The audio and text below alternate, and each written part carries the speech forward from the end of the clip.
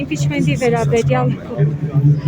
ինչ ակնկալիքներ ունեք, նաև ձեր աջակիցները հայտնում են, որ ՔՊ-ից էլ կմիանան ձեզ, կխնդրեմ impeachment-ի վերաբերյալ ձեր գնահատականները եւ այս ընթացքում ինչ գործընթացներ եք հասցրել անել։ Գործընթացների մասին կարծում եմ իմ գործընկերները հստակ կներկայացնեն։ Impeachment-ի գործընթացը միակ սահմանադրական գործիքն է,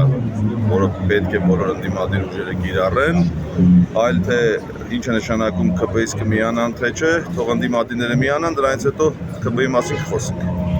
Ակնկալիքներով չի, հստակ գործողություններով է, կարծում եմ մենք մեր գործողություններով կհասնենք արդյունքի։